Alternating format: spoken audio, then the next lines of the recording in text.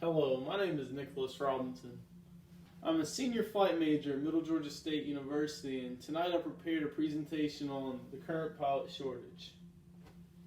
From an industry standpoint, the airline industry has been handcuffed over the past couple of years with finding able-bodied people to fill those ranks as professional pilots. You might ask, how do we get to this point? How does this happen? How do we not have enough people? While there are many causes, there are many different things we can blame for why the dwindling population of airline transport rated pilots exists. For a brief history on the subject, in the year 2008, Congress enacted a rule that extended basically the life of an airline pilot from the age of 60 to the age of 65. This in turn, coupled with the financial crisis of 2008, created a stagnation in the industry where pilots were spending as much as 10 years at entry-level jobs. This led to, of course, less people becoming interested in aviation because who wants to be stuck, at, say, a McDonald's type job when you think you should be running a McDonald's?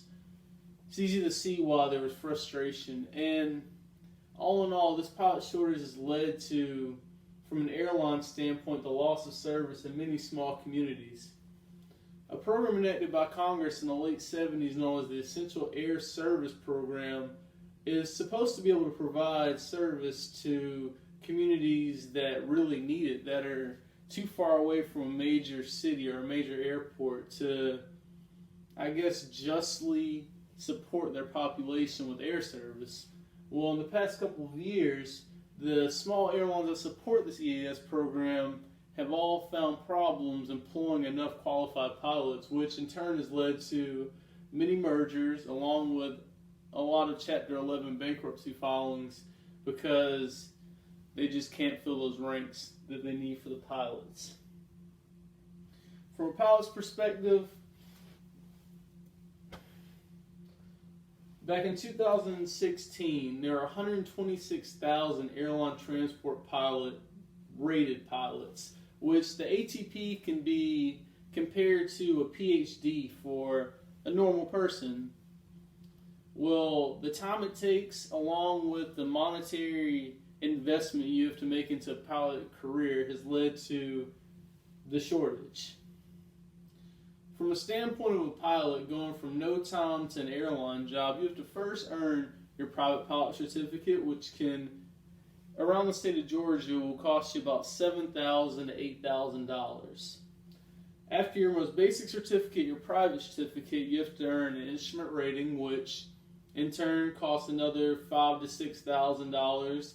And if that's not enough, you must also earn a commercial pilot certificate, which can run anywhere from $18,000 to $25,000 for just that program, along with a multi-engine pilot certificate, which will qualify you to fly airplanes with more than one engine, but double the engines also contributes to double the cost. So between those licenses and then becoming a certified flight instructor, any hopeful pilot can expect to invest anywhere from $50,000 to $75,000 just into their flight training.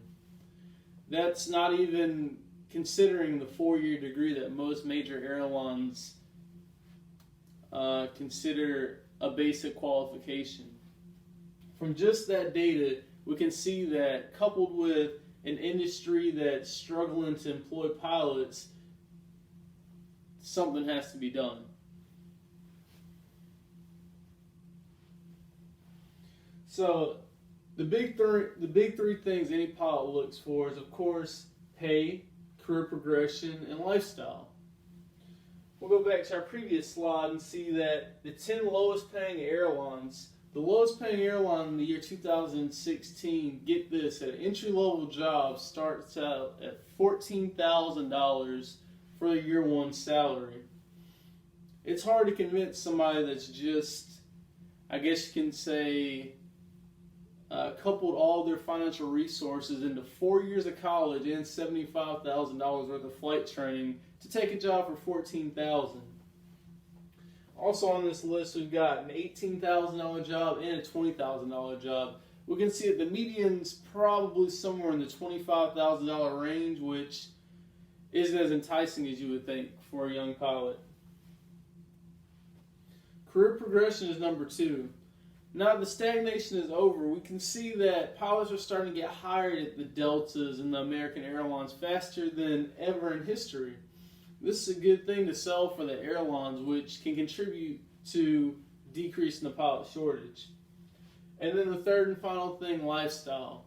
Every pilot, or every hopeful pilot, dreams of 1, lots of days off, 2, flying to exotic places, and 3, getting paid to do them. The lifestyle covers them all and isn't a hard selling point for the airlines. In conclusion, we can see that the path is at sometimes really hard to see the end of the tunnel, the light at the end of the tunnel for a pilot. But with airlines employing career programs, paying for some of the training for pilots, creating programs where out of college you start out in an airline, we can see that the recruitment is there and that the pilot shortage should not continue too much longer. We should see the rebirth of air service in these small communities, which will in turn lead to decreased airfares for all the traveling public, which will keep the aviation industry alive. Thank you for listening.